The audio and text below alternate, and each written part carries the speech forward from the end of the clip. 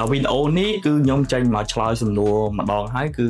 សម្រាប់អ្នកទាំងអស់ហ្មងព្រោះដោយសារតែសំណួរមួយនេះមិនមែនសួរចេញមកពីខាងក្រៅ community ឬក៏ថ្នាក់របស់យើងខាងក្រៅទេប៉ុន្តែចេញមកពីសិស្សខាងក្នុងហ្នឹងណាព្រោះដោយសារតែពួកគាត់តែងតែសួររហូតហើយខ្ញុំចេះតែ drop link ជូននៅក្នុងហ្នឹងតើ broker ណាដែលខ្ញុំអាចប្រើប្រាស់ក្នុងហ្នឹងដោយសារតែការ trade របស់ខ្ញុំគឺ trade ទៅលើទី0ទេនៅក្នុងហ្នឹងហើយតាក់ទងជាមួយនឹង trade 0ក៏ខ្ញុំរើស spread ដូចគ្នាខ្ញុំរើស broker និយាយទៅនៅក្នុងហ្នឹងណាហ្នឹងហើយយើងជា trader យើងអាចយក broker មួយណាក៏បានទៅតាមចំណង់ដែលយើងចង់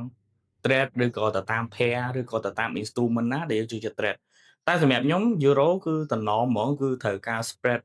floating យ៉ាង0ឬក៏ account ECN ណា0.01 ចឹងទៅនៅក្នុងហ្នឹងដើម្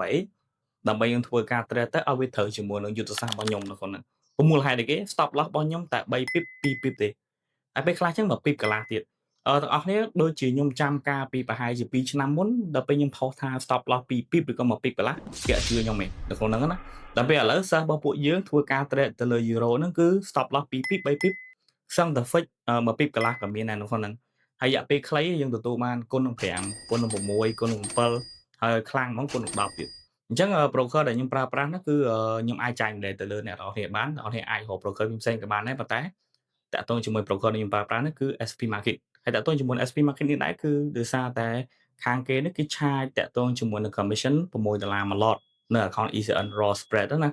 ពលខ្ញុំរកអត់ឃើញតាក់ទងជាមួយ broker ផ្សេងៗដែលវាឆាយហើយដែលគេឆាយតាក់ទងជាមួយនឹង commission ហ្នឹងក្រោម$6មានទេ$8 $9 $10ហើយ euro ទាំងអស់គ្នាខ្ញុំចូល stop loss ខ្ញុំ3 pip ឬក៏2 pip ហ្នឹងខ្ញុំចូលប្រហែលជាខ្ទង់5ឡត6ឡត7ឡតពេលខ្លះដល់10ឡតពេលខ្លះដល់30ឡតអញ្ចឹងបើសិនជា commission ច្រើនពេកគឺខ្ញុំទទួលយកអត់បានទេហើយបើតែ spread ទាបក៏ដោយអញ្ចឹងខ្ញុំឃើញថា SP Market គាត់មានតែ$6មួយឡតអញ្ចឹងនេះគឺជាជម្រើសរបស់ខ្ញុំប៉ុន្តែមិនមែនថាលបួងឬក៏ណែនាំអ្នកនរគ្នាមកប្រើប្រាស់ត្រូវតែប្រើមួយខ្ញុំទេខ្ញុំមិនដឹងថាអ្នកនរគ្នា trade ហ្នឹងគឺ instrument អីគេទេតែចំពោះខ្ញុំសម្រាប់ដែល euro ហ្មងគឺត្រូវការ$6ឬក៏ក្រោមហ្នឹងកាន់តែល្អ spread គឺ zone floating SP Market គឺមានតែមួយទេដែលខ្ញុំប្រើប្រាស់នេះអញ្ចឹងចម្លើយមួយនេះសង្ឃឹមថាអ្នកនរគ្នាបានស្ដាប់ហើយអាចនឹងយល់អាចនឹងដឹងថ្ងៃក្រោយគឺមិនចាំនេះទេព្រោះដោយសារតែតាក់ទងជាមួយនឹងកន្លែងនេះគឺខ្ញុំប្រាប់ច្រើនដងហើយសំណួរមួយនេះគឺចេញមកពីសិស្សយើងទេនៅក្នុងហ្នឹងគាត់ឆាត private ខ្ញុំថាបងមិនប្រើ broker អីគេនៅក្នុងហ្នឹង commission គឺឆាយមិនដែរអញ្ចឹងវីដេអូនេះគឺមានតែប៉ុណ្្នឹងហើយខ្ញុំនឹងបង្ហាញតាក់ទងជាមួយនឹងការ trade របស់ខ្ញុំ real ទៅលើ spread ហ្មងនៅក្នុងអេក្រង់មួយនេះតិចទៀតអ្នកនរឃើញហើយនេះគឺជាតាក់ទងនេះគឺជាប្រវត្តិកម្មខ្ញុំធ្វើការ trade អញ្ចឹងដល់ពេលខ្ញុំចូលទៅអ្នកនរឃើញ stop loss របស់ខ្ញុំគឺនៅចំណុចមួយនេះ